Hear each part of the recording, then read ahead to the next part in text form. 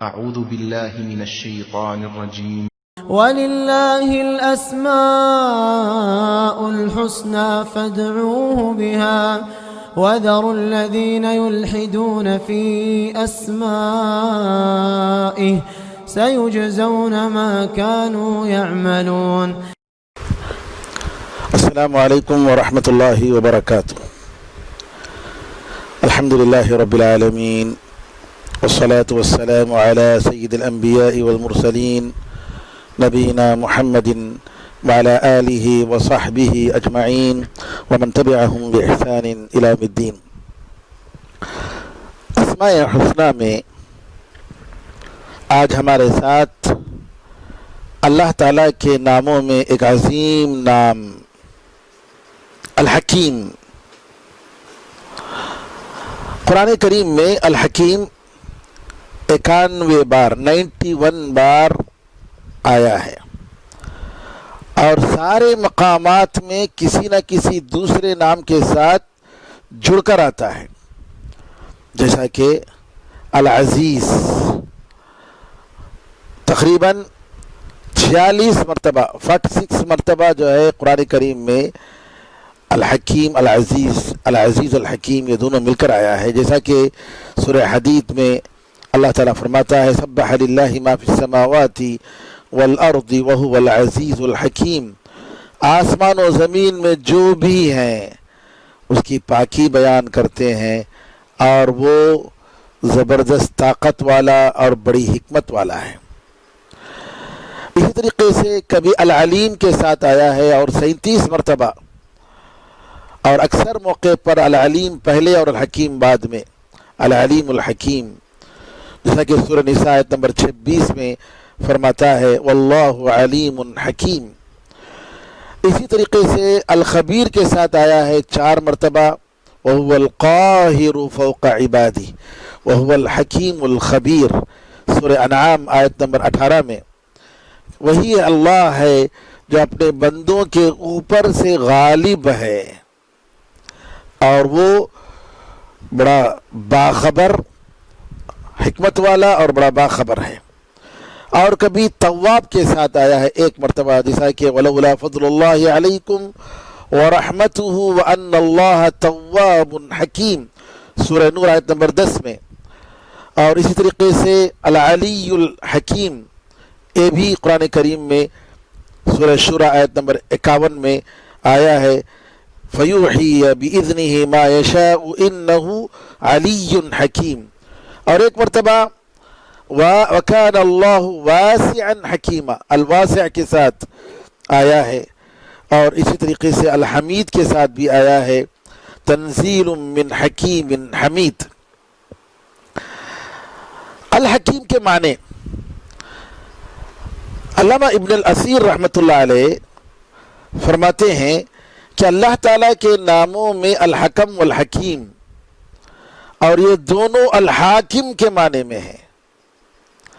الحاکم کا مطلب یعنی جو حکومت کرتا ہے، حکم دینے والا، آرڈر دینے والا، حکومت چلانے والا، اور جو چاہے وہ کر گزرنے والا.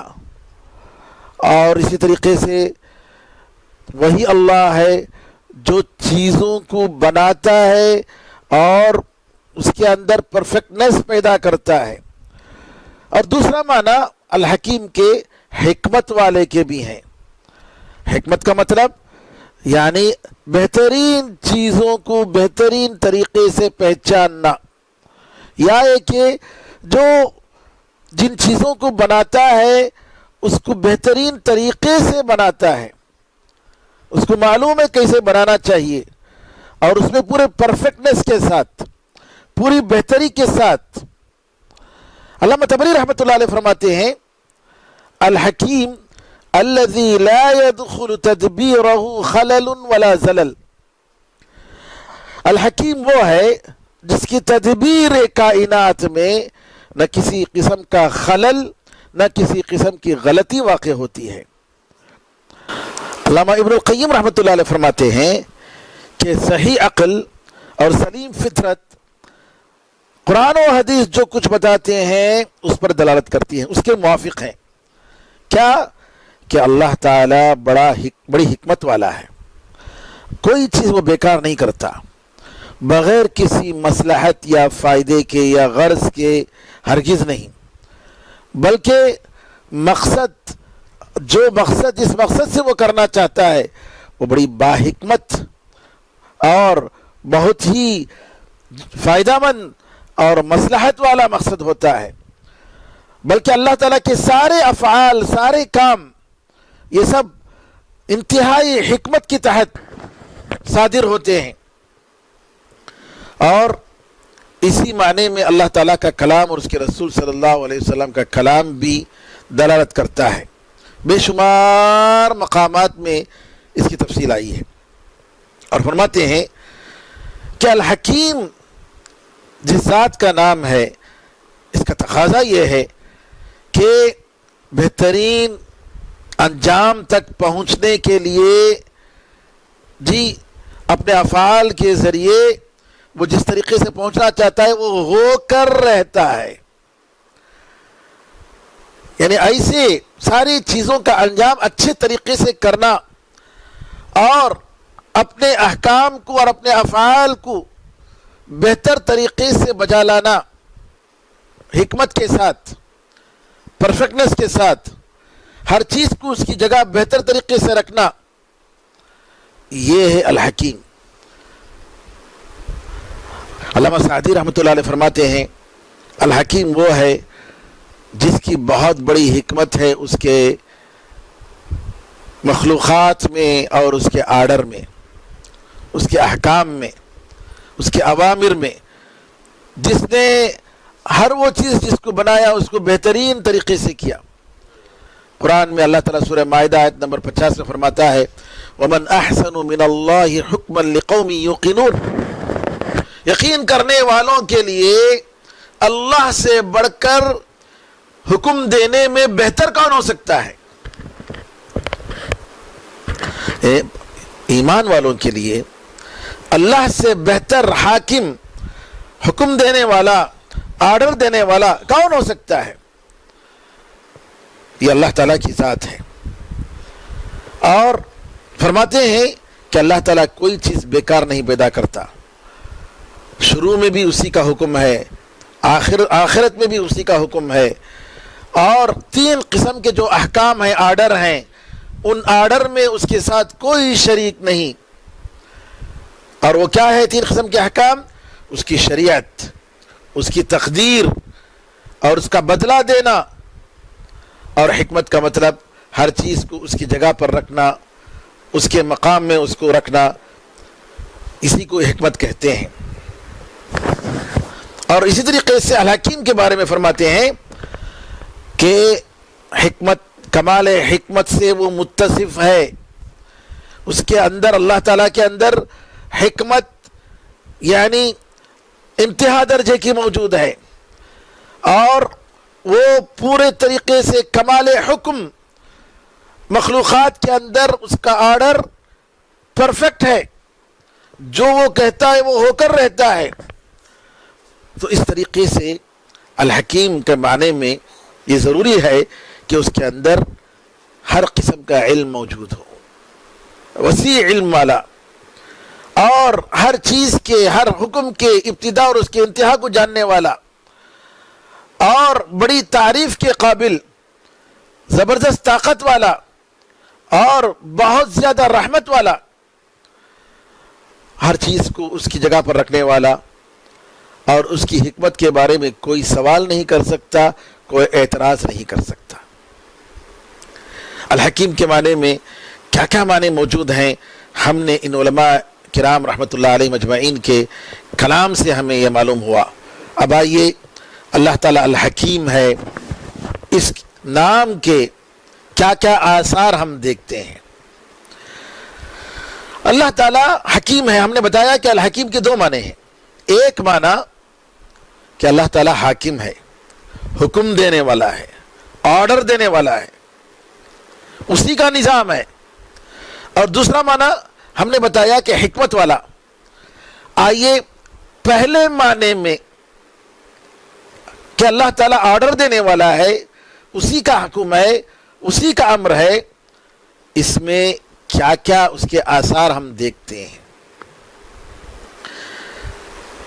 اللہ تعالیٰ فرماتا ہے الا لہ الخلق والامر فتبارک اللہ رب العالمین، سورہ اعراف آیت نمبر 54 میں اللہ تعالیٰ فرماتا ہے کہ سنو، اسی کے لیے پیدا کرنا ہے، یعنی مخلوقات اسی کے ہیں، اللہ تعالیٰ کی مخلوقات ہیں، اور اسی کا حکم بھی ہے، آرڈر بھی اسی کا ہے۔ بڑی بابرکت ذات ہے اللہ تعالیٰ جو سارے جہانوں کا پروردگار ہے۔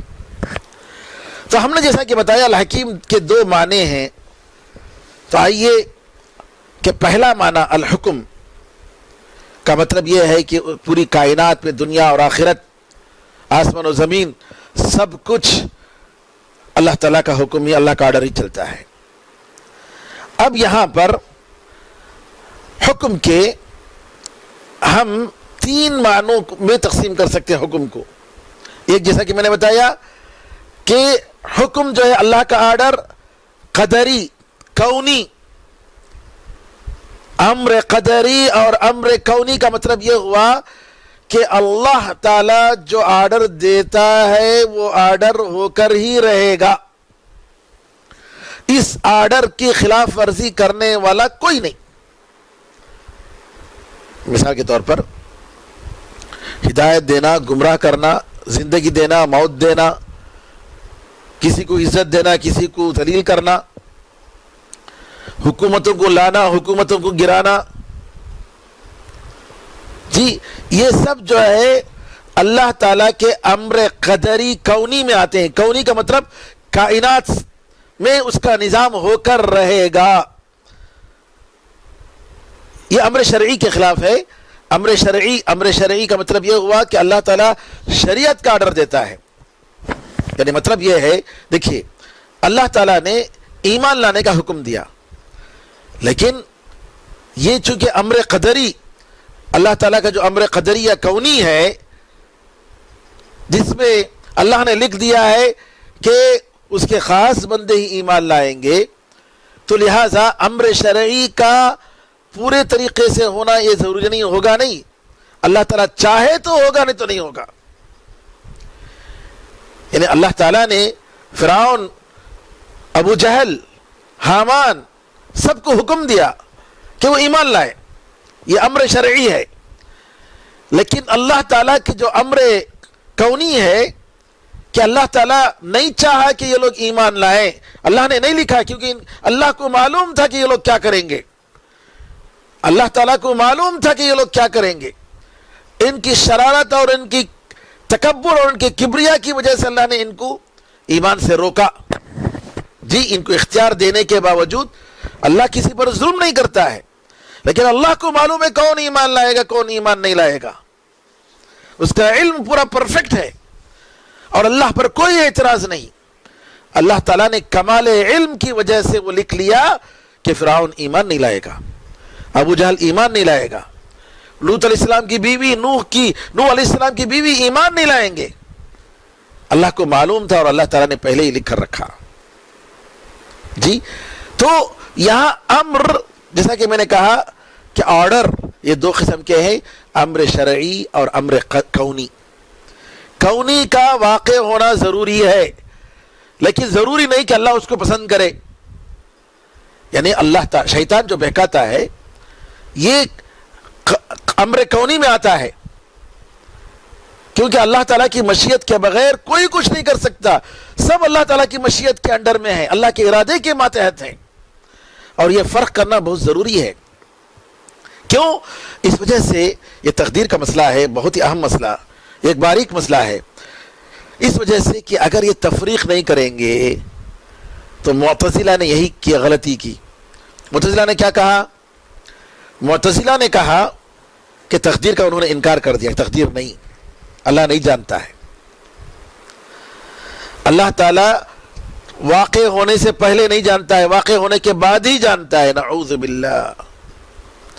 انہوں نے کہا کہ اللہ تعالیٰ نے فرعون سے چاہا کہ ایمان لائے، لیکن فرعون ایمان نہیں لایا. فرعون کا ارادہ نعوذ باللہ من ذالک اللہ کے ارادے پر معتزلہ کے قول کے مطابق غالب آ گیا. سبحان اللہ، یہ کیسے ہو سکتا ہے؟ اللہ تعالیٰ کا ارادہ سب پر غالب ہے. قرآن میں اللہ نے فرما دیا وَمَا تَشَاءُونَ إِلَّا أَن يَشَاءَ اللَّهُ. اللہ تعالیٰ چاہے بغیر تم چاہ نہیں سکتے. قرآن میں یہ بھی فرمایا وَلَوْ شَاءَ رَبُّكَ لَآمَنَ مَنْ فِي الْأَرْضِ كُلُّهُمْ جَمِيعًا. اگر تمہارا پروردگار چاہتا تو زمین میں جتنے لوگ ہیں وہ سب کے سب ایمان لا لیتے. اللہ کی مشیت، اللہ کی مشیت. تو لہذا معتزلہ کا یہ کہنا کہ فرعون کا ارادہ اللہ کے ارادے پر غالب ہو گیا، نعوذ باللہ، یہ غلط ہے. اس میں اللہ تعالیٰ کو کمزور بتانا مقصود اور نتیجے میں یہ ہوتا ہے کہ نعوذ باللہ اللہ تعالیٰ کا ارادہ فیل ہو گیا. نعوذ باللہ، یہ کیسا ایک مومن عقیدہ رکھ سکتا ہے؟ اس لیے ہمارا ایمان ہے اہل سنت و جماعت کا کہ اللہ تعالیٰ جو چاہے وہ ہوتا ہے، اور اللہ تعالیٰ کی اللہ کا جو آرڈر ہے اس کی دو قسمیں ہیں. دیکھیے قرآن کریم میں اس کی ایک مثال دیتا ہوں. قرآن میں اللہ تعالیٰ فرماتا ہے وَإِذَا أَرَدْنَا أَن نُهْلِكَ قَرْيَةً أَمَرْنَا مُتْرَفِيهَا فَفَسَقُوا فِيهَا فَحَقَّ عَلَيْهَا الْقَوْلُ فَدَمَّرْنَاهَا تَدْمِيرًا. اللہ فرماتا ہے کہ ہم اگر کسی بستی کو برباد کرنا چاہتے ہیں، وَإِذَا أَرَدْنَا أَن نُهْلِكَ قَرْيَةً أَمَرْنَا مُتْرَفِيهَا، تو ہم اس کے مالداروں کو آرڈر دے دیتے ہیں. امر، یہ امر کیا ہے؟ امر کونی ہے، امر شرعی نہیں. کیوں؟ ان اللہ لا یأمر بالفحشاء، بے شک اللہ تعالیٰ بے حیائی کے کاموں کا حکم نہیں دیتا ہے. اللہ تعالیٰ کا جو نظام ہے کونی نظام، اس نظام کے تحت اللہ تعالیٰ کا آرڈر امر کونی. اور ایک اور قرات میں امرنا مترفیہا، اس کے مالداروں کو ہم بڑھا دیتے ہیں، پیسہ اور بڑھا دیتے ہیں، دولت دے دیتے ہیں، پاور زیادہ دے دیتے ہیں. فَفَسَقُوا فِيهَا، تو کیا کرتے ہیں؟ جیسے ہی خوب دولت آتی ہے جی، اس میں فسق و فجور، برائی، بے حیائی بڑھا دیتے ہیں، بہت زیادہ بڑھاتے ہیں، بدکاری کے کام کرنے لگتے ہیں. فَحَقَّ عَلَيْهَا الْقَوْلُ، تو اللہ تعالیٰ کا عذاب ان پر ثابت ہو جاتا ہے. فَدَمَّرْنَاهَا تَدْمِيرًا، تو اس بستی کو ہم پوری طریقے سے برباد کر دیتے ہیں. تو کہنے کا مطلب یہ ہے کہ یہاں امر کا جو لفظ آیا امرنا، یہ امر کونی ہے. یہ سب مسائل شاید آپ لوگ ہو سکتا ہے کہ اس کو نہ سنے ہوں، لیکن یہ تقدیر کا یہ مسئلہ ہے اور اس کا جاننا ضروری ہے جی. اور اس کے لیے بار بار ہمیں ایسے علمی دروس کو سننا پڑے گا جی. آسان نہیں ہے. تقدیر کا مسئلہ اللہ تعالیٰ کی ایک سیکریٹ ہے، اللہ کا ایک راز ہے. لیکن اس مسئلے میں بھٹکنے کی وجہ سے لوگ کیا کرتے ہیں؟ غلطی کر جاتے ہیں. ایک تو میں نے یہ بتایا کہ معتزلہ نے کیسے غلطی کی. دوسرا صوفیہ کیا کرنے لگے؟ صوفیہ بھی بھٹک گئے اس مسئلے میں. انہوں نے امر قدری، امر کونی اور امر شرعی دونوں میں فرق نہیں کیا. دونوں میں فرق نہیں کرنے کی وجہ سے بھٹک گئے. کیا؟ ان کی نظر میں جتنی برائیاں ہیں سب اللہ کے حکم سے. اس لیے وہ کیا کہتے ہیں؟ ارے کسی کو برائی دیکھتے ہوئے کرتے ہوئے دیکھو تو مت روکو. امر بالمعروف اور نہی عن المنکر ہی نہیں ان کے پاس. حتیٰ کہ تاریخ گواہ ہے کہ جب کبھی دشمنان اسلام مسلمانوں کی حکومت پر غالب آ گئے، مسلمانوں کو غلام بنا لیا، تو یہ لوگ ان کی سپورٹ کرنے لگے. کن کی؟ دشمنان اسلام کی. کہنے لگے یہ اللہ کی مرضی ہے. نعوذ باللہ، یہ اللہ کی مرضی نہیں، یہ امر شرعی نہیں. امر شرعی اللہ کی مرضی ہے. شریعت کا جو اللہ حکم دیتا ہے، نماز پڑھو، روزہ رکھو، زکوٰۃ دو، حج کرو، اسلام پر عمل کرو، یہ امر شرعی ہے. لیکن صوفیہ نے کیا کیا؟ تاتار جب آئے تو ان کی سپورٹ کرنے والوں میں جہاں ایک طرف شیعہ تھے دوسری طرف صوفیہ تھے. اسی لیے شیعہ کیا کرتے ہیں؟ شیعیزم کو پھیلانے کے لیے سب سے پہلے لوگوں میں صوفیزم کو پھیلاتے ہیں، اور لوگ جب صوفی بن جاتے ہیں تو اس کے بعد شیعہ میں بدلنا آسان ہے.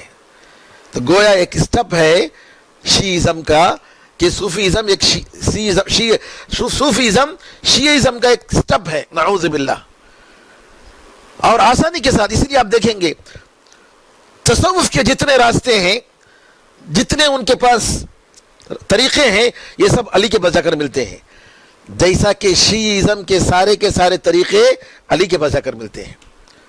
تو یہ دو چہرے ہیں، ورنہ حقیقت میں ایک ہے، صوفیزم اور شیعیزم. نعوذ باللہ من ذالک. میں بتا رہا تھا آپ کو کہ امر صوفیزم، صوفیہ لوگوں نے کیا کیا؟ ارے سب اللہ کا حکم ہے. اسی لیے ان لوگوں نے وصیت کی ان کی کتابوں میں، بے شمار کتابوں میں، مرید کو یہ حکم دیا، اسٹوڈنٹ کو، کہ تمہارے شیخ کو تم برے سے برے حالت میں دیکھو، کسی کے ساتھ غلط کام کرتے ہوئے دیکھو، کچھ بھی گناہ کرتے ہوئے دیکھو، شراب پیتے ہوئے دیکھو، کچھ بھی نہیں بولو. ان کو معلوم ہے کیا کرنا، انہوں عبادت میں ہوں گے، تم نہ نظر آتا ویسا. نعوذ باللہ من ذالک. کیوں؟ اس وجہ سے کہ انہوں نے امر شرعی اور امر کونی میں فرق نہیں کیا. امر کونی کو امر قدری بھی کہتے ہیں، امر کونی کو امر قدری بھی کہتے ہیں. تو امر کونی اور امر شرعی، اللہ تعالیٰ کا یہ حکم جو ساری دنیا کے لیے ہے اس کا نافذ ہونا ضروری ہے. امر شرعی کا مطلب شریعت کا حکم جو اللہ پسند کرتا ہے، جس کا نافذ ہونا ضروری نہیں ہے. سمجھ میں آیا نا؟ تو یہاں یہ بتانا چاہ رہا تھا میں کہ احکام 3 قسم کے ہیں. ایک حکم کونی، امر کونی، دوسرا امر دینی اور شرعی، تیسرا امر جزائی یعنی بدلہ جو دیتا ہے اللہ تعالیٰ، اس کا حکم. اور اس ساری قسموں میں اللہ تعالیٰ اکیلا ہے. سورہ کہف آیت نمبر 26 میں فرماتا ہے وَلَا يُشْرِكُ فِي حُكْمِهِ أَحَدًا، اور اپنے حکم میں اللہ تعالیٰ کسی کو اپنا شریک نہیں بناتا ہے. اور اسی طریقے سے یہاں پر اللہ تعالیٰ حکیم ہے، اس میں ایک اور معنی یہ موجود ہے کہ اللہ تعالیٰ اس کام کو، اس کا جو امر ہے، آرڈر، چاہے شرعی ہو یا قدری ہو، کونی ہو، اس کو پرفیکٹ، اس کا حکم جو ہے بالکل پرفیکٹ ہوتا ہے. جو بھی پیدا کرتا ہے اس کی مصلحت ہے، جو بھی حکم کرتا ہے اس میں اس کی مصلحت ہے. جاننے والوں نے جانا اور نہیں جاننے والوں نے نہیں جانا. اب آئیے علامہ ابن القیم رحمۃ اللہ علیہ امر کونی کی تفصیل بتاتے ہیں. اور سبحان اللہ، آپ نے جو بتایا ہے علامہ ابن القیم رحمۃ اللہ علیہ نے، اتنی پتہ کی بات ہے میرے سامعین کرام، میرے ناظرین کرام. آپ ذرا غور کریں، ان جملوں میں غور کریں، کیسے بہت سارے مسائل آپ کے حل ہو جائیں گے. آپ کے دماغ میں ہو سکتا ہے بعض چیزیں آپ جو ہے سمجھ رہے ہوں کہ نہیں یہ اللہ کی مرضی ہے، ہمیں خاموش رہ جانا ہے. نہیں، علامہ ابن القیم رحمۃ اللہ علیہ بہترین انداز میں اس کو سمجھائے ہیں. فرماتے ہیں کہ الحکم نوعان، حکم کونی قدری و حکم امری دینی. فرماتے ہیں اللہ کا حکم 2 قسم کا ہے. ایک کونی قدری، جیسا کہ میں نے بتایا کہ امر قدری کونی یعنی اس کا ہونا ضروری ہے، اور یہ ضرور نہیں کہ اللہ تعالیٰ ان ساری چیزوں کو پسند کرتا ہو، نہیں. دوسرا حکم امری دینی شرعی، وہ آرڈر جو شریعت سے تعلق رکھتا ہے. آپ نے فرمایا، علامہ ابن القیم رحمۃ اللہ کہتے ہیں، سب سے پہلا اس میں ہم حکم شرعی دینی کے بارے میں بتاتے ہیں کہ اللہ تعالیٰ کا جو آرڈر ہے شریعت کا، دین کا، اس کا حق یہ ہے کہ ایک مومن فوراً اس کو قبول کر لے، تسلیم کر لے. جس میں اللہ تعالیٰ سے اختلاف نہ کرے، اس کے رسول صلی اللہ علیہ وسلم سے اختلاف نہ کرے، بلکہ کمپلیٹ طریقے سے سرنڈر ہو جائے. اور یہی آپ فرماتے ہیں وَهَذَا تَسْلِيمُ الْعُبُودِيَّةِ الْمَحْضَةِ، اور یہ خالص بندگی کی اپنے آپ کو جو ہے سپرد کرنا ہے اللہ تعالیٰ کے حوالے. خالص بندگی اللہ تعالیٰ کے لیے جو خالص بندگی ہوتی ہے، اس میں آدمی اپنے آپ کو جو سرنڈر کر دیتا ہے اللہ تعالیٰ کے حوالے کر دیتا ہے اور ہر بات کو آمنا و صدقنا کہتا ہے، یہ پہلی قسم ہے. فلا يعارض بذوق ولا وجد ولا سیاست ولا قیاس ولا تقلید. کہتے ہیں اللہ تعالیٰ کی شریعت کا جو حکم ہے، اس حکم کو، اس آرڈر کو ذوق، وجد، یہ سب اصطلاح صوفیوں کی اصطلاح ہیں. وجد کا مطلب وہ طرب میں آتے ہیں، جوش میں آ جاتے ہیں تو کیا کیا کرتے ہیں، شیطانی کام کرتے ہیں. ہاں، ذوق، ان کا مزاج شریعت کے خلاف ہوگا تو بھی قبول کر لیتے ہیں. سیاست دان سیاست کی وجہ سے شریعت کی مخالفت کرتے ہیں. اور وہ لوگ عقل پرست، قیاس پرست، جو ان کی عقل کی باتوں کو بنیاد بنا کر شریعت کی بہت ساری باتوں کو ٹھکرا دیتے ہیں. تقلید کیا ہے؟ ہمارے فلاں حضرت جو بول دیے ختم، امام صاحب بول دیے ختم، ہم ان کی خلاف ورزی نہیں کریں گے. اندھی تقلید. علامہ ابن القیم رحمۃ اللہ علیہ فرماتے ہیں ان ساری باتوں کو لے کر ان کی بنیاد پر شریعت کو چھوڑنا نہیں ہے، شریعت کی خلاف ورزی نہیں کرنی ہے. آپ فرماتے ہیں وَلَا يَرَى إِلَى خِلَافِهِ سَبِيلًا الْبَتَّةَ، ہرگز شریعت کے خلاف، اللہ کے حکم کے خلاف کسی بھی طریقے سے خلاف ورزی نہ کرے. انما ہوا الانقیاد المحض والتسلیم والاذعان والقبول. کیا ہے؟ بلکہ یہ مکمل طور پر اللہ تعالیٰ کے لیے سرنڈر ہو جانا ہے، قبول کر لینا ہے، تسلیم کرنا ہے. جی کہا ابن القیم رحمۃ اللہ علیہ نے کہ اگر بندہ اللہ تعالیٰ کے احکام کو، اس کے نبی کریم صلی اللہ علیہ وسلم کے احکام کو اس طریقے سے قبول کر لیتا ہے، اقرار کرتا ہے، تو وہاں ایک اور اللہ تعالیٰ کی اس آرڈر کے ساتھ سرنڈر ہونا ہے. وہ کیا ہے کہ وہ یہ ہے کہ نہ ارادے میں، نہ اس کو امپلیمنٹ کرنے میں، نہ عمل کرنے میں اللہ تعالیٰ کی خلاف ورزی کرنی ہے. اس کے دل میں کسی قسم کی شہوت نہ ہو، ارادہ دنیا اور نعوذ باللہ دنیا کے منصب یا دنیا کے اپنی ذاتی خواہش، جی جس کی وجہ سے وہ اللہ تعالیٰ کی حکم کو خلاف ورزی کرنے میں نعوذ باللہ اللہ تعالیٰ کے خلاف جائے. ایک شہوت نہ ہو، شبہت یعنی ڈاؤٹ نہ ہو، فوراً امپلیمنٹ کرے. پہلے تو کہا قبول کرنا چاہیے، بندگی کا حصہ ہے. دوسرا حصہ یہ کہ اس پر عمل کرنا چاہیے. فرماتے ہیں علامہ ابن القیم یہ قلب سلیم، ساؤنڈ ہارٹ، وہ قلب، وہ دل جو بالکل صحیح اور سلامت والا دل، جس میں کوئی بیماری نہیں، نہ شہوت کی بیماری، نہ شبہ کی بیماری، ڈاؤٹ کی بیماری، جی کسی بھی طریقے سے وہ قلب سلیم والا آدمی ہوتا ہے اور جو ہے پورے طریقے سے اپنے سارے جذبات کو اللہ تعالیٰ کے آرڈر کے انڈر میں کر دیتا ہے. جی اور اپنی اس کی ساری باتیں، سارا کام اللہ تعالیٰ جو کچھ بھی کہتا ہے اس پر وہ مطمئن ہوتا ہے، اسی سے محبت کرتا ہے اور اس کے حکم اور اس کے آرڈر پر برابر عمل کرتا ہے. یہ حکم دینی امر شرعی کا یہ حق ہے. یہ تو پہلی قسم ہو گئی. علامہ ابن القیم رحمۃ اللہ علیہ امر کی، اللہ کے حکم کی دوسری قسم بتا رہے ہیں. پہلی قسم کیا بتایا؟ حکم شرعی دینی یا امر شرعی دینی، جس کے بارے میں بتایا کہ اس کا حق یہ ہے کہ بندہ کمپلیٹ طریقے سے سرنڈر ہو جائے.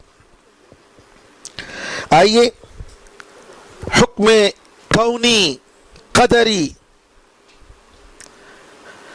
اللہ تعالیٰ کے حکم کی دوسری قسم امر قدری و شرعی، امر قدری و کونی، کونی اور قدری حکم آرڈر، اور اس میں دو قسم ہیں اس کے. ایک قسم جس میں بندے کو اختیار ہے، بندے کو چوائس ہے، بندہ اس امر قدری اور امر کونی کے تعلق سے محنت کر سکتا ہے، بدل سکتا ہے اللہ کے حکم سے، وہ بھی اللہ کی تقدیر سے، اپنی مرضی سے نہیں. لیکن بندے کو اس میں اختیار دیا گیا ہے. جیسے بیمار ہوتا ہے اللہ کے حکم سے، ہے کیا نہیں؟ لیکن بندے کو حکم دیا گیا ہے کہ تم کیا کرو؟ دوا کھاؤ، علاج کرو، اللہ سے دعا کرو، ہے کیا نہیں؟ اور وہ علاج اور دعا اور دوا یہ بھی تقدیر سے ہے. لیکن اگر بندہ بیٹھ گیا، نہیں اللہ تعالیٰ کی تقدیر ہے، میں بیمار ہو گیا، میں بس ایسے ہی رہوں گا، کیا ہوگا؟ بھوک لگ رہی ہے، بھوک لگے گی نہیں لگے گی؟ انسان کو لگے گی. تقدیر میں ہے یا نہیں ہے؟ تقدیر کونی ہے، کائنات کا نظام ہے، امر کونی میں داخل ہے. اللہ کا حکم ضرور ہوگا. کیا کرنا چاہیے؟ فوراً بھئی کھانے کے لیے کچھ، ورنہ ہم مر جائیں گے. اور اللہ تعالیٰ کا حکم ہے کہ خودکشی نہیں کرنا ہے، ہرگز نہیں. جاؤ کھانے کا کچھ انتظام کرو، حلال طریقے سے کھاؤ. تو بندہ اللہ تعالیٰ کی تقدیر کو، اللہ تعالیٰ کی تقدیر کے ساتھ کیا کرتا ہے؟ اپنے آپ کو بچاتا ہے. جیسا کہ عمر رضی اللہ تعالیٰ کے بارے میں آیا. عمر رضی اللہ تعالیٰ کا جب ایک سیریا کے ایک بستی میں گئے، ملک شام، اور وہاں معلوم ہوا کہ وہاں جو ہے پلیگ ہے. مشورہ کیا، مشورہ کرنے کے بعد فیصلہ یہ ہوا کہ نہیں، نبی کریم صلی اللہ علیہ وسلم نے فرمایا ہے کہ اگر کسی بستی میں ہو پلیگ تم مت جاؤ، اور اگر تمہاری بستی میں پلیگ آ جائے تو وہاں سے باہر مت نکلو. اللہ اکبر! 1400 سال پہلے نبی کریم صلی اللہ علیہ وسلم کا حکم. ذرا غور فرمائیے ناظرین کرام، آج چائنا سے جو وبا کورونا پوری دنیا میں پھیلی، نبی کریم صلی اللہ علیہ وسلم کے اس حکم پر چائنا والے اگر عمل کرتے، نہ کہیں امریکہ جاتا، نہ یورپ جاتا، نہ افریقہ جاتا، کہیں بھی نہیں جاتا. کیا ہوا؟ پوری دنیا میں پھیلا ہے. کس وجہ سے؟ اسی مرض کی وجہ سے، اسی نبی کریم صلی اللہ علیہ وسلم کے حکم کی خلاف ورزی کی وجہ سے.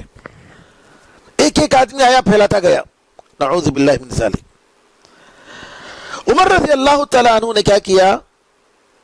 عبد الرحمن بن عوف رضی اللہ تعالیٰ عنہ جب حدیث سنائی کہ نبی کریم صلی اللہ علیہ وسلم کا یہ حکم ہے، تو کہا چلو واپس چلو، ہم اس بستی میں نہیں جائیں گے. بعض لوگوں نے اعتراض کیا، کیا اللہ کی تقدیر سے بھاگتے ہیں کیا؟ عمر رضی اللہ عنہ نے جواب دیا، ذرا غور کیجئے کیا جواب دیا. جی ہاں، نحن نفر من قدر اللہ الى قدر اللہ، ہم اللہ کی تقدیر سے اللہ کی تقدیر کی طرف بھاگ رہے ہیں، اللہ تعالیٰ کی تقدیر کی طرف بھاگ رہے ہیں، کہیں بھاگ نہیں سکتے دوسری جگہ. ہمیں اس کا حکم دیا گیا ہے، یہ شریعت کا حکم ہے. تو بندے کا فرض ہے کہ بندہ، جی علامہ ابن القیم رحمۃ اللہ علیہ فرماتے ہیں کہ حکم یہ دو قسمیں ہیں، قدری حکم کونی کی، حکم قدری اور حکم کونی کی دو قسمیں ہیں. ایک جس میں بندے کو اختیار ہے، اور دوسرا جس میں بندے کو اختیار نہیں ہے، چوائس نہیں ہے. موت آئے گی تو کچھ بھی نہیں کر سکتا، بندے کو اس میں اختیار نہیں ہے. جی اپنے بزنس کو پوری طریقے سے کامیاب کرنے کے سارے اسباب اور وسائل تلاش کرتا ہے، محنت کرتا ہے، سب کچھ، اور آخر بزنس ناکام ہو جاتی ہے. تو یہاں پر بندے کو کوئی اختیار نہیں. تو یہاں کیا کہنا ہے؟ قدر اللہ وما شاء فعل، اللہ تعالیٰ نے تقدیر میں جو لکھا وہ ہوا، اور اللہ تعالیٰ جو چاہے وہ کر سکتا ہے۔ بندہ یہاں اللہ تعالیٰ کی تقدیر کو یعنی بالکل پورے طریقے سے قبول کر لینا ہے، سر تسلیم خم کر دینا ہے بس۔ لیکن اس سے پہلے کا جو مرحلہ ہے جس میں بندے کو اختیار دیا گیا ہے، بندے کا فرض بنتا ہے کہ بندہ تقدیر کا تقدیر سے مقابلہ کرے۔ علامہ ابن القیم رحمۃ اللہ علیہ فرماتے ہیں الحکم الکونی القدری الذی للعبد فیہ کسب واختیار وارادۃ فہذا حقہ ان ینازع ویدافع بکل ممکن ولا یسالم البتۃ۔ وہ حکم کونی قدری جس میں بندے کو اختیار ہے، اس میں فرض ہے، بندے پر حق بنتا ہے کہ اس کا پوری طریقے سے مقابلہ کرے، دفاع کرے جتنا ممکن ہو، اور سرنڈر نہ ہو جائے۔ کیا مطلب؟ بارش ہو رہی ہے، اللہ کے حکم سے ہو رہی ہے، بالکل اللہ کے حکم سے ہو رہی ہے، اللہ کے حکم سے ہو رہی ہے، میں بارش میں بھیگوں، میں کیوں اللہ تعالیٰ کے حکم کی خلاف ورزی کروں؟ نہیں نہیں نہیں نہیں، بارش میں چلو چلو، نعوذ باللہ۔ کیا کریں گے؟ فوراً بھاگ کر جاتے ہی نہیں جاتے آپ، بالکل سیلاب آیا تو بھاگ کر جاتے نہیں جاتے۔ کوئی جانور ہاتھی یا شیر کھانے کے لیے آیا تو کیا ہے؟ نہیں نہیں اللہ کی تقدیر ہے، چلو کھا لے دو۔ نہیں، نعوذ باللہ، پوری خلاف ورزی کرنی ہے۔ کیوں؟ یہ اللہ کا حکم ہے، اور آپ کو بچنے کے لیے جو ہے وہ بھی تقدیری ہے، اللہ تعالیٰ نے وہ بھی قدر میں لکھا ہے۔ تو علامہ ابن القیم رحمۃ اللہ علیہ فرماتے ہیں بل ینازع بالحکم الکونی ایضا، اللہ تعالیٰ کے کونی حکم سے اس کونی قدری حکم جو اللہ تعالیٰ کا آرڈر ہے، مصیبتیں ہیں، بیماریاں ہیں، بلائیں ہیں، انسان بچنے کی کوشش کرے، جی بچنے کی کوشش کرے۔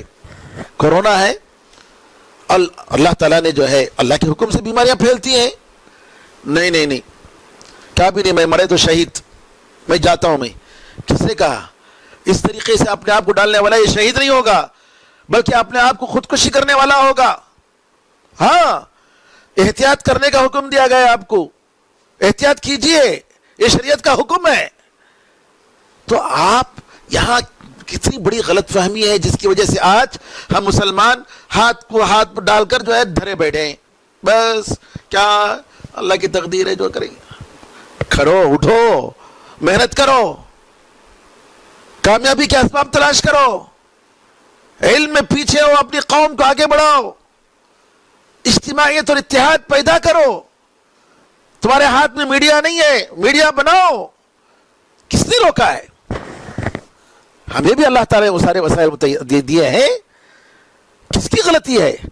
آج اگر ہم مسلمان پیچھے ہیں، جی یہ نہ اسلام کی غلطی ہے نہ کسی اور چیز کی غلطی ہے، تو ہماری غلطی ہے۔ کیوں؟ ہم لوگ اللہ کی تقدیر پر بھروسہ کر کے بیٹھے ہوئے ہیں۔ ایسی چیزوں میں آپ کو پورا مقابلہ کرنا چاہیے، آگے بڑھنا چاہیے۔ جی ہاں، یہ نہیں کہ ہم جو ہے تقدیر میں بس یہاں اس بات کو وضاحت کرنے کے لیے علامہ ابن القیم رحمۃ اللہ علیہ، علامہ عبد القادر جیلانی رحمۃ اللہ علیہ، شیخ عبد القادر جیلانی رحمۃ اللہ علیہ ان کی بات دخل کرتے ہیں۔ فرماتے ہیں الناس اذا دخلوا الى القضاء والقدر امسكوا، یعنی یہ لوگ خاص طور پر صوفیہ کے بارے میں کہتے ہیں کہ یہ لوگ، جیسا کہ میں نے صوفیہ کے بارے میں بتایا تھا پہلے بھی، تقدیر کے مسئلے میں جاتے ہیں تو کیا کرتے ہیں یہ لوگ؟ مطلب خاموش ہو جاتے ہیں، نہیں ہم کچھ نہیں کر سکتے۔ یہ تقدیر جس میں اختیار ہے بندے کو، جس میں بندہ بالکل کامیاب ہو سکتا ہے، نجات پا سکتا ہے، کہتے ہیں بل وَأَنَا انْفَتَحَتْ لِي رُوزَنَةٌ فَنَازَعْتُ أَقْدَارَ الْحَقِّ بِالْحَقِّ لِلْحَقِّ۔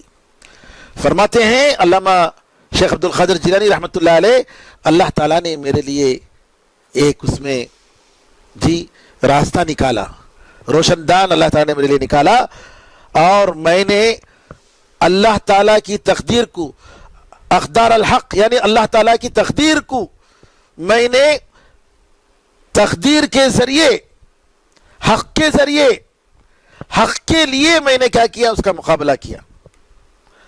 اور فرماتے ہیں والعارف، اور اللہ تعالیٰ کی معرفت رکھنے والا وہ ہے من یکون منازعا للقدر لا واقفا مع القدر،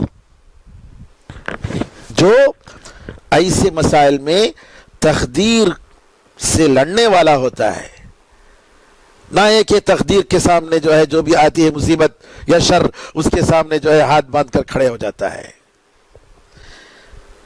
علامہ ابن القیم رحمۃ اللہ علیہ کہتے ہیں کہ اس بات کو، اس حقیقت کو کیسے انکار کیا جا سکتا ہے جبکہ دنیا کی ساری مصلحت اسی میں ہے. کہتے ہیں کیونکہ اگر بھوک اور پیاس یا سردی، موسم سرما اگر اللہ تعالیٰ کی تقدیر سے آئے تو کیا کرتا ہے انسان؟ جو ہے بالکل اس سے بچنے کی احتیاط تدابیر کرتا ہے، احتیاطی تدابیر اختیار کرتا ہے جی.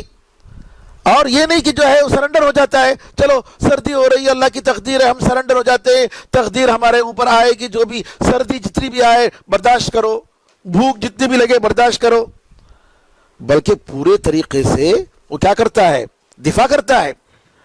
اللہ کی تقدیر ہے نا، موسم سرما بھی اللہ کی تقدیر ہے، گرما بھی اللہ کی تقدیر ہے. کیا کرتا ہے بندہ؟ فین کا انتظام کرتا ہے، اے سی کا انتظام کرتا ہے جی، پنکھوں کا انتظام کرتا ہے، وصول کرتا ہے، ٹھنڈا پانی ڈالتا ہے جی. تو کیا کرتا ہے؟ اللہ تعالیٰ کی تقدیر کو، اللہ تعالیٰ کی تقدیر کے ذریعے اپنے آپ کو بچاتا ہے. گھر میں اگر آگ لگی تو کیا کرتا ہے؟ آگ لگی اللہ کی تقدیر سے نا. یہ سب میں علامہ ابن القیم رحمۃ اللہ علیہ کی بات کی میں ترجمانی پیش کر رہا ہوں. فرماتے ہیں وَهَكَذَا إِذَا وَقَعَ الْحَرِيقُ فِي دَارِهِ فَهُوَ بِقَدَرِ اللَّهِ. اسی طریقے سے اگر گھر میں آگ لگ گئی تو کیا ہے؟ یہ اللہ کی تقدیر سے ہے نا، بالکل. فَمَا بَالَهُ لَا يَسْتَسْلِمْ لَهُ وَيُسَالِمُهُ وَيَتَلَقَّاهُ بِالْإِذْعَانِ. کہتے ہیں ارے بھائی اللہ کی تقدیر کے لیے سرنڈر کیوں نہیں ہو جاتے؟ قبول کر کے کیوں نہیں جل جاتے؟ کیوں نہیں مر جاتے؟ کیوں؟ بل ينازعه ويدافعه بالماء والتراب وغيره حتى يطفئ قدر الله بقدر الله. بلکہ کیا کرتا ہے؟ اس آگ کو پورے طریقے سے بجھاتا ہے، پانی، مٹی اور دوسری چیزوں کے ذریعے، حتیٰ کہ اللہ کی تقدیر کو اللہ کی تقدیر کے ذریعے بجھاتا ہے. اور اپنے آپ کو بچانے میں، یہ سب کرنے میں وہ اللہ کی تقدیر سے باہر نہیں نکلا ہے. اسی طریقے سے بیماری اگر آتی ہے تو اللہ کی تقدیر بیماری کو علاج اللہ تعالیٰ کی تقدیر کے ذریعے کیا کرتا ہے؟ دفاع کرتا ہے، اپنے آپ کو بچاتا ہے. اسی طریقے سے حکم کونی میں جس میں بندہ کو اختیار ہے، ایک مومن کا فرض ہے کہ جو شر، جو مصیبت، جو تکلیف آتی ہے، جو نقصان اس کو ہوتا ہے، اس کو پوری طریقے سے دفاع کرنے کے لیے اللہ تعالیٰ کی تقدیر سے سہارا لے کر اس شر کو بچائے اور دور کرنے کی کوشش کرے. اس کے باوجود اگر وہ غالب آ گیا جی تو اس کے آثار اور اس کے اسباب سے بچنے کی کوشش کرے. بہرحال جی اتنا سب کچھ ہونے کے باوجود اگر بندہ آخر میں نہیں ہوتا ہے، فیل ہو گیا، اس کے سارے اسباب، تب یہاں سرنڈر ہونے کی بات ہے. تب یہاں اللہ تعالیٰ کی تقدیر تھی، جو ہوا ہم اس پہ اسے راضی ہیں. یہ کب؟ جب اس کے اختیار میں کچھ نہیں ہوتا، اس کے کنٹرول سے باہر. تو یہاں معلوم کرنے کی ضرورت ہے کہ مسلمان مومن آج کل جو حالات، مسلمانوں کے حالات بدتر سے بدترین ہو رہے ہیں. ان میں سب سے زیادہ غلطی کس کی ہے؟ ہم خود اپنے آپ مسلمانوں کی ہے. ہم دین کے ان نکات کو ہم نہیں سمجھ رہے ہیں اور ان باریکیوں کو نہیں سمجھ رہے ہیں، اور جو اسباب اللہ تعالیٰ نے ہمیں دیے ہیں ہم ان کو اختیار نہیں کر رہے ہیں. اور اللہ کی تقدیر جو کچھ بھی ہے، اس تقدیر میں ہمیں جو اختیار دیا گیا ہے بدلنے کی، محنت کر کے اس کو اچھی حالت میں بدلنے کی، یہ ہم جو ہے ہماری اس میں تقصیر ہے، ہماری کمزوری ہے، جس کی وجہ سے ہم نقصان اٹھا رہے ہیں. قرآن میں اللہ نے فرمایا کہ اللہ تعالیٰ کسی قوم کو اس وقت تک نہیں بدلتا جب تک وہ خود اپنے آپ کو نہ بدلے. جی جب تک وہ قوم اپنی حالت کو نہیں بدلتی. بدلنا یہ اللہ تعالیٰ کی تقدیر سے ہے. اٹھیے اور جو وسائل ہیں اس ملک کی حفاظت کے لیے، انسانیت کی حفاظت کے لیے آپ جو کچھ کر سکتے ہیں اس کو کیجئے. جائز اور جی حدود میں رہ کر، قانون کے حدود میں رہ کر ہمیں سارے اچھے وسائل کا اختیار کرنا یہ ہمارا فرض ہے. اب آئیے اس مسئلے کو ہم نے اچھی طریقے سے سمجھ لیا. میرے خیال میں اب جو ہے ہمیں واضح ہو گیا کہ یہ حکم جو اللہ تعالیٰ کا ہے ایک تو شرعی ہے، ایک جو ہے قدری ہے، اور تیسرا یہ ہے کہ حکم قدری اور کونی جس میں جیسا کہ میں نے بتایا بندے کو کوئی اختیار نہیں، بندے کو کوئی کنٹرول نہیں، اس میں بندہ کچھ بھی نہیں کر سکتا ہے. تو اس کا ایسی حالت میں اس تیسری قسم میں حکم قدری یا حکم کونی جس میں بندے کو کوئی اختیار نہیں، کیا کرنا چاہیے؟ بندہ سرنڈر ہو جائے. علامہ ابن القیم رحمۃ اللہ علیہ فرماتے ہیں ان یکون فہذا حقہ ان یتلقى بالاستسلام والمسالمہ وترک المخاصمہ. اس میں پوری طریقے سے اللہ تعالیٰ کے لیے سرنڈر ہو جانا چاہیے، قبول کر لینا چاہیے، تسلیم کر لینا چاہیے، جھگڑا نہیں کرنا چاہیے. وَأَن يَكُونَ فِيهِ كَالْمَيِّتِ بَيْنَ يَدِي الْغَاسِلِ. اس میں بندے کی حالت کیا ہونی چاہیے کہ مردے کو دھونے والا اس کے ہاتھ میں مردہ کیسے رہتا ہے، ادھر پلٹا ہے تو ادھر پلٹتا ہے، ادھر پلٹا ہے تو ادھر پلٹتا ہے. بالکل وہ حالت میں ہونی چاہیے مومن کو. اللہ تعالیٰ جس طریقے سے پلٹائے، جو حکم جو لائے اس سے بالکل راضی برضا، کیونکہ اس میں بندے کا کوئی اختیار نہیں. جی تو لہذا بندہ قبول کر لینا چاہیے. اور اس کے ساتھ ساتھ یہ ہے جب بندہ ایسی حالت میں جو اس کے کنٹرول سے باہر ہے اور اللہ تعالیٰ کی تقدیر آ گئی، اس میں اس کا کوئی دخل نہیں، کچھ بھی نہیں کر سکتا، ایسی صورت میں بندے کو قبول کرنے کے ساتھ ساتھ یہ یاد رکھنا چاہیے کہ اللہ تعالیٰ بڑی طاقت والا ہے اور اس کا حکم ضرور ہو کر رہے گا، اور اس کا فیصلہ انصاف کا فیصلہ ہے، اس کے فیصلے میں ظلم نہیں ہے. کبھی یہ نہیں کہنا کیوں میرے ساتھ ہی ایسا ہوتا، سارے لوگ اچھے ہی نا، ہمارے گھر میں کہیں کوئی ایسا ہے نہیں. اللہ کو معلوم، اللہ جو بھی ہم پر ظلم نہیں کرتا، اللہ تعالیٰ ہرگز نہیں، ہرگز نہیں، بڑا رحم کرنے والا ہے. تو لہٰذا ہمیں اللہ تعالیٰ کی اس تقدیر پر جی راضی ہونا چاہیے، اور یہ کہ پورا یقین ہونا چاہیے، اور اللہ تعالیٰ جو بھی کرتا ہے وہ حکمت کے بنا پر کرتا ہے، وہ حکمت سے بالکل خالی ہرگز نہیں ہوتا ہے. الحکیم کا جو دوسرا معنی ہے کہ اللہ تعالیٰ کمال حکمت سے متصف ہے اور اس کا ہر کام پرفیکٹ ہوتا ہے. حکیم حکمت سے، پہلا تو ہونے جو ہوتا ہے حکیم حکم سے، آرڈر کے معنی میں، یہ حکیم حکمت سے. جی اس کی دو قسمیں ہیں. ایک تو یہ کہ اللہ تعالیٰ کی حکمت اس کے مخلوقات میں جو کچھ بھی پیدا کیا اس میں بڑی حکمت ہے، اور اللہ تعالیٰ کی حکمت اس کے آرڈر میں، اس کی شریعت میں، اس کے حکم میں.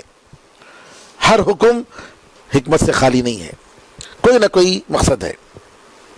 علامہ سعدی رحمۃ اللہ علیہ اللہ تعالیٰ کی حکمت کے بارے میں بتاتے ہیں کہ اس کی حکمت دو قسم کی ہیں.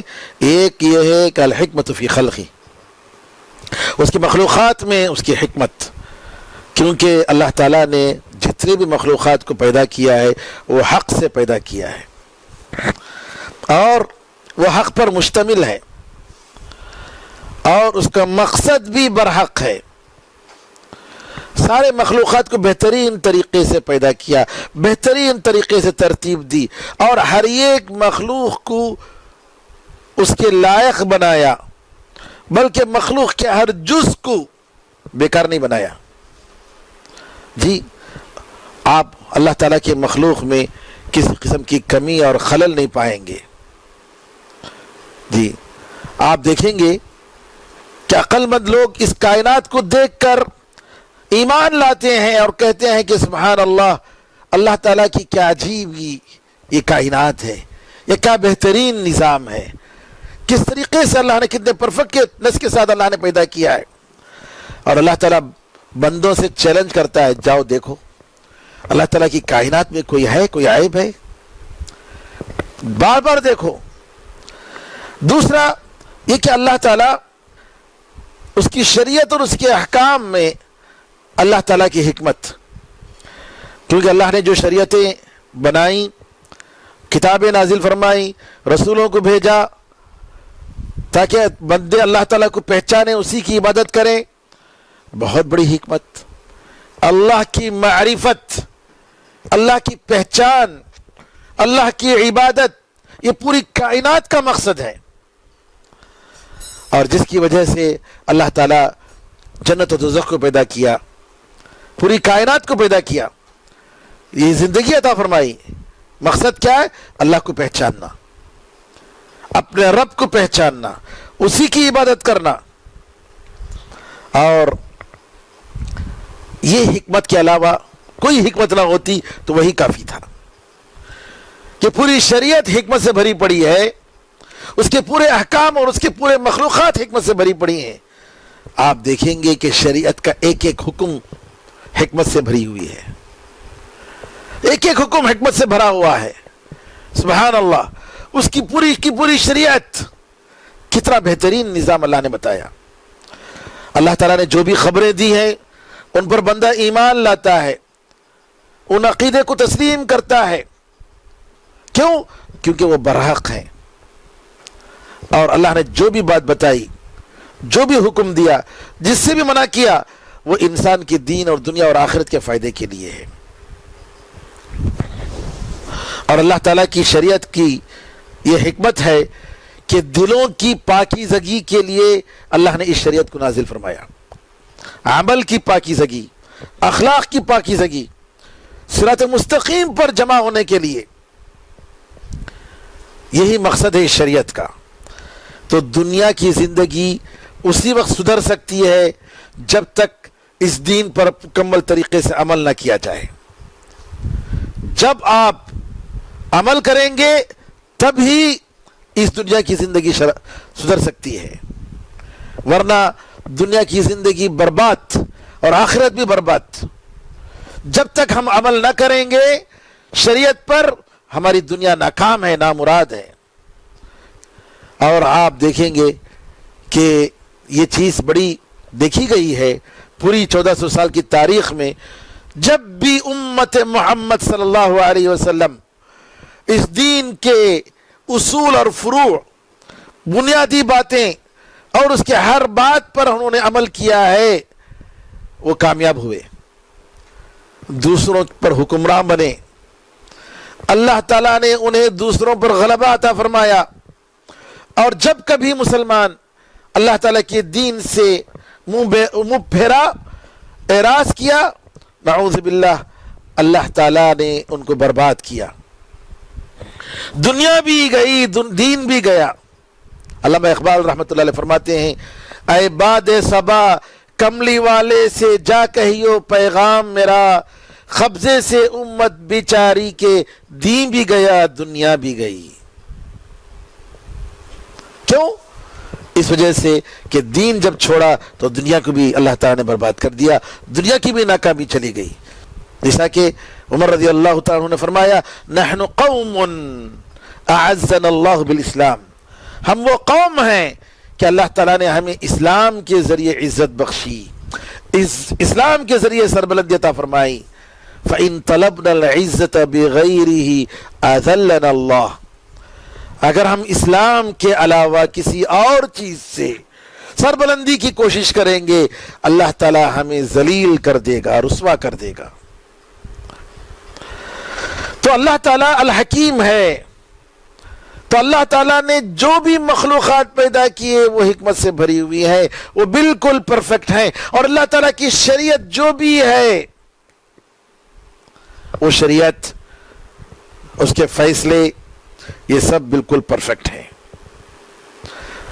اللہ تعالیٰ کی مخلوقات میں کیا کیا حکمت ہے، اس کے بارے میں علامہ ابن القیم رحمۃ اللہ علیہ فرماتے ہیں کہ اللہ تعالیٰ کا حکم، آرڈر اور اس کی تقدیر، یہ مخلوقات میں جو حکمت ہے اس کی تفصیل ہے۔ یعنی اللہ تعالیٰ کا جو آرڈر ہے، اللہ کی جو تقدیر ہے مخلوقات میں، جو اللہ نے تقدیر رکھا ہے، یہ حکمت ہے۔ کیوں؟ کیونکہ یہ اللہ تعالیٰ نے چھپا کر رکھا ہے، چھپا کر رکھا ہے، اور اس کو ظاہر کرنے کے لیے ایک شریعت چاہیے اور تقدیر چاہیے جو فیصلہ کرے۔ تو اللہ تعالیٰ کی حکمت شریعت میں، جو کہ حکم شرعی ہے، امر شرعی، اور تقدیر میں جو امر کونی ہے، امر قدری ہے، دونوں میں بالکل ظاہر ہوتی ہے۔ مخلوقات میں جو اللہ کا آرڈر کیوں ہے، کیا سبب ہے، یہ سب بالکل اللہ تعالیٰ کے امر میں، اللہ کے امر قدری اور اللہ کے امر شرعی دونوں کے ذریعے بالکل معلوم ہو جاتا ہے۔ انسان کو پتہ چل جائے گا۔ یعنی اس کی تفصیل یہ ہے کہ اللہ تعالیٰ کے نیک نام ہیں، اور اس کے نام، اس کے افعال اور اس کے جو صفات کمال پر جو مشتمل ہیں، کیونکہ جتنے بھی اللہ کے افعال ہیں، جو بھی وہ کرتا ہے اس کے نام کی وجہ سے کرتا ہے۔ جیسا کہ ہم نے اس سے پہلے بتایا، بندے کو کام کرنے کے بعد نام ملتا ہے، لیکن اللہ تعالیٰ کے بارے میں یہ عقیدہ ہے کہ اللہ تعالیٰ پہلے سے اس کے نام ہے، مکمل نام، اور اس کے نام کے بعد اللہ تعالیٰ نے یہ ساری چیزوں کو اس کے نام کی وجہ سے یہ ساری پیدا کیا۔ اللہ تعالیٰ کائنات کو پیدا کرنے سے پہلے خالق، چونکہ وہ خالق ہے، اس وجہ سے اللہ نے مخلوقات کو پیدا کیا۔ اللہ تعالیٰ رحمان ہے، رحم کرنے سے پہلے، چونکہ رحمان ہے، بڑا رحم کرنے والا، اس وجہ سے اپنے بندوں پر رحم کرتا ہے۔ تو بندوں میں، خالق اور مخلوق میں یہ فرق ہے کہ مخلوق کو نام لگتا ہے، اس کو صفت دی جاتی ہے کب؟ کام کرنے کے بعد۔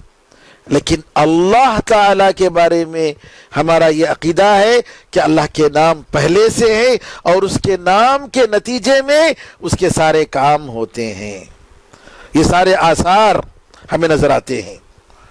تو لہٰذا یہ حکمت ہمیں مخلوقات میں نظر آتی ہے۔ تو اللہ تعالیٰ کے پیدا کرنے کی، اللہ کا پیدا کرنا، مخلوقات کو آرڈر دینا، حکم دینا، اس میں پوری حکمت ہے۔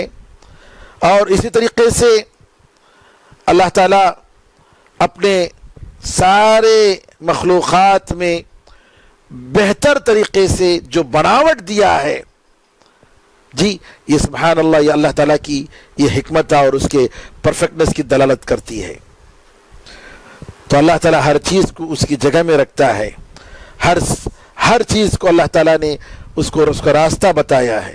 اسی لیے اللہ تعالیٰ فرماتا ہے کہ کیا تم اپنے آپ میں غور و فکر نہیں کرتے؟ کیا تم دیکھتے نہیں کہ اونٹ کو اللہ نے کیسے بنایا؟ تو سارے مخلوقات کو دیکھنے سے اللہ تعالیٰ کی حکمت اور اس کے پیدا کرنے میں، مخلوقات کو پیدا کرنے میں جو پرفیکٹنس ہے وہ پورا نظر آتا ہے۔ سورہ ملک میں اللہ تعالیٰ فرماتا ہے، آیت نمبر 3 اور 4 میں کہتا ہے، الذی خلق سبع سماوات طباقا، جس نے 7 آسمانوں کو طبق در طبق، ایک کے اوپر ایک پیدا کیا۔ ما تری فی خلق الرحمن من تفاوت، تم اللہ تعالیٰ کی، اس رحمان کی، بڑے رحم کرنے والے کی مخلوقات میں کسی قسم کی آپ کمی بیشی نہیں دیکھیں گے۔ فرجع البصر هل ترى من فطور، تم اپنی نگاہ کو دوبارہ لوٹاؤ، دیکھو دوبارہ، کسی قسم کا شگاف دیکھ رہے ہو؟ آسمان میں کوئی سوراخ ہے کوئی اس کے مخلوقات میں کسی قسم کی کمی ہے؟ ثم ارجع البصر کرتین، پھر اپنی نگاہ کو دوسری مرتبہ تم دوبارہ لوٹاؤ، ينقلب الیک البصر خاسئا وهو حسیر، تمہاری نگاہ تھک کر واپس آ جائے گی، تھی اور نامراد ہو کر واپس ہو جائے گی کہ تم اب اللہ تعالیٰ کی مخلوقات میں کسی بھی قسم کی کمی تم تلاش نہیں کر سکتے۔ سبحان اللہ، یہ ہے اللہ تعالیٰ کی مخلوقات میں پرفیکٹنس اور اس کی حکمت۔ آپ دیکھیں گے کہ اللہ تعالیٰ نے کس طریقے سے آسمان کو بغیر چھتوں کے پیدا کیا، کس طریقے سے تاروں کو اللہ نے پیدا کیا، ان کو چراغ بنایا، کیسے اللہ تعالیٰ نے ان کائنات میں خزانے رکھے فائدے کے، اور کس طریقے سے انسان کو ایک مالک، ایسا آدمی، ایک ایسا حاکم جو ان ساری کائنات میں اپنی مرضی کے مطابق کر رہا ہے، اللہ نے مسخر کیا۔ نباتات، یہ پودوں کی قسمیں، حیوانات کی قسمیں، جی کچھ ہیں جن کے فائدے جو ہے نسل کے لیے، کچھ ہیں جن پر سواری کے لیے، کچھ کھانے کے لیے، کچھ ہیں کچھ خوبصورتی کے لیے۔ پرندوں میں کتنے مخلوقات، کتنے قسمیں۔ مفتاح دار السعادہ میں علامہ ابن القیم رحمۃ اللہ علیہ اللہ تعالیٰ کی مخلوقات میں کیا کیا حکمتیں ہیں یہ بڑی تفصیل سے انہوں نے بتائی، اور عجیب عجیب قسم سے مخلوقات کی تفصیل انہوں نے بتائی، کس طریقے سے شہد کی مکھی کا نظام ہے، چیونٹیوں کا کیسا نظام ہے، پرندوں کا کیسا نظام ہے، کیسے اللہ تعالیٰ نے ان کو جو ہے بنائے۔ اللہ اکبر، ایک انسان کا عقل جو ہے پریشان ہو کر، حیران ہو کر رہ جاتا ہے اللہ تعالیٰ کی مخلوقات کے سامنے۔ تو یہاں ہم نے جو کچھ بھی سنا ہے یہ اللہ تعالیٰ کی حکمت کے آثار ہم نے سنا ہے۔ اب آئیے کہ اللہ تعالیٰ کی ان ناموں کے بعد اللہ تعالیٰ کے الحکیم پر ایمان لانے کے تقاضے ہم سے کیا تقاضے ہیں، ہمارا کیا فرض بنتا ہے۔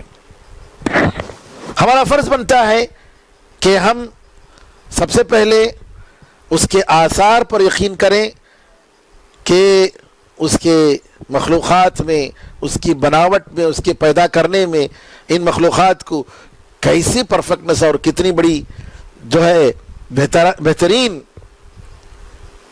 نمونہ ہے کہ اللہ تعالیٰ کی ان مخلوقات میں ہم کسی بھی قسم کی کمی پیدا نہیں کر سکتے، تلاش نہیں کر سکتے۔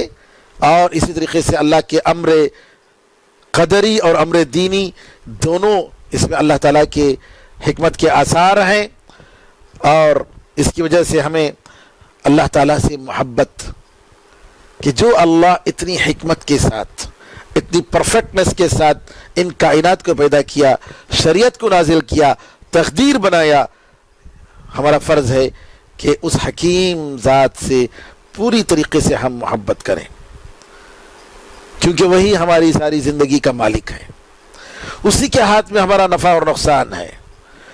اور اللہ تعالیٰ کی اس الحکیم اس نام پر ایمان لانے، سمجھنے، تدبر کرنے، غور و فکر کرنے کا ایک اور ہمیں نتیجہ یہ ملتا ہے کہ ہم اللہ تعالیٰ سے خوف کریں، اللہ تعالیٰ سے شرم کریں، کیونکہ وہ اللہ بغیر حکمت کے کسی کو سزا نہیں دیتا ہے، بڑی حکمت والا ہے۔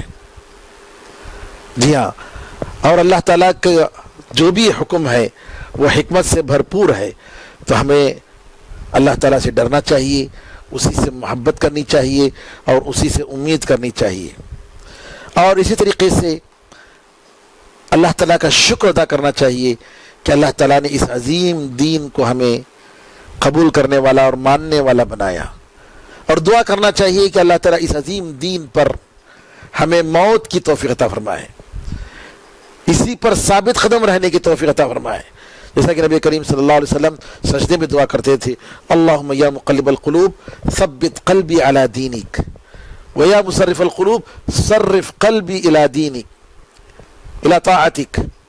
نبی کریم صلی اللہ علیہ وسلم کی دعا۔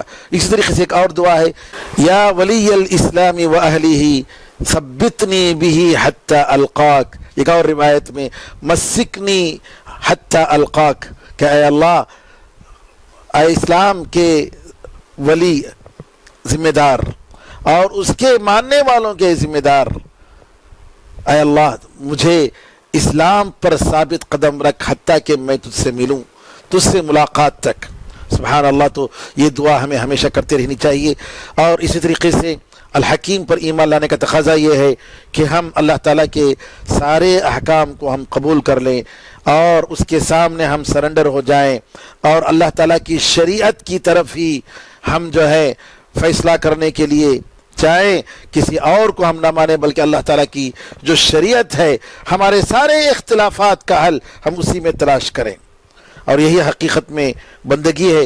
علامہ ابن القیم رحمۃ اللہ علیہ فرماتے ہیں کہ اللہ تعالیٰ کی تعظیم ہمیں کرنی چاہیے، اور اللہ تعالیٰ کی تعظیم کا مطلب، اللہ تعالیٰ کے حکم کی تعظیم کا مطلب سب سے پہلے یہ ہے کہ اس کو قبول کریں، تصدیق کریں، پھر اس پر یقین کہ ہم اس پر عمل کر کے رہیں گے، پھر اس پر عمل کرنے کے لیے جلدی کریں چاہے جتنی رکاوٹیں ہوں، اللہ تعالیٰ کے احکام کو بجا لانے کے لیے ہم جلدی کریں، پھر اس کے بعد اس عمل کو بہتر طریقے سے لانے کی، ہم بہتر طریقے سے اس کو ادا کرنے کی پوری کوشش کریں، پرفیکٹ طریقے سے۔ جی ہاں، اور مثال کے طور پر نماز پہلے قبول کریں، تصدیق ہو کہ نماز اسلام کا ایک اہم رکن ہے، اور جو اسلام جو نماز نہیں پڑھتا ہے وہ مسلمان نہیں ہے۔ پھر اس کے بعد اذان کا وقت ہو جائے تو جلدی کریں اور یہ کوشش کریں کہ بہتر طریقے سے اس نماز کو ہم ادا کریں۔ جی ہاں، اور یہ کہ اللہ کے لیے ہم اس عبادت کو ہم خالص کریں۔ پھر اللہ تعالیٰ کا یہ حکم، جو بھی حکم ہے اس حکم پر عمل کرتے ہوئے کرے کہ اللہ نے ہمیں آرڈر دیا ہے، چاہے ہمیں اس کی حکمت سمجھ میں آئے یا نہ آئے ہم اس کو قبول کریں۔ ضروری نہیں کہ اللہ تعالیٰ ہمیں ان ساری حکمتوں کو جو ہے بتائے، بعض کی حکمتیں واضح ہیں، بعض کی حکمتیں واضح نہیں ہیں، سمجھ میں نہیں آئے گا انسان کو، کوئی بات نہیں، لیکن ایک مومن کا تقاضا یہ ہے کہ وہ آمنا و صدقنا کہے۔ اسی طریقے سے اللہ کا حکم قدری کونی جو بھی ہے، ان مومن کو راضی برضا ہونا چاہیے تقدیر پر، اللہ تعالیٰ کی تقدیر پر راضی برضا ہونا چاہیے، ذرا بھی اس پر اعتراض نہیں کرنا چاہیے، جیسا کہ انبیاء کا یہی طریقہ رہا ہے۔ اور ہمیشہ اللہ تعالیٰ سے دعا کرتے رہنا چاہیے کہ اے اللہ تم ہمیں حکمت عطا فرما ہمارے معاملات میں، جیسا کہ قرآن میں اللہ نے فرمایا یؤتی الحکمت من یشاء ومن یؤت الحکمت فقد اوتی خیرا کثیرا۔ جی سورہ بقرہ آیت نمبر 269 میں 269 میں فرماتا ہے وہ حکمت جسے چاہے دیتا ہے، اور جس کو حکمت عطا ہوئی بہت زیادہ خیر اس کو اللہ کی طرف سے مل گئی، اور صرف عقل والے ہی نصیحت حاصل کرتے ہیں۔ علامہ سعدی کہتے ہیں حکمت سے مراد علم نافع، نفع دینے والا علم، اور وہ معارف و علوم و معارف جو بالکل صحیح ہوں، صحیح عقل اور قول اور عمل میں صحیح کرنے کی، جی بالکل ثواب اور صحت کی توفیق، یہ سب سے بڑا اللہ تعالیٰ کا تحفہ ہے۔ جی اس لیے اللہ نے فرمایا وَمَن يُؤْتَ الْحِكْمَةَ فَقَدْ أُوتِيَ خَيْرًا كَثِيرًا۔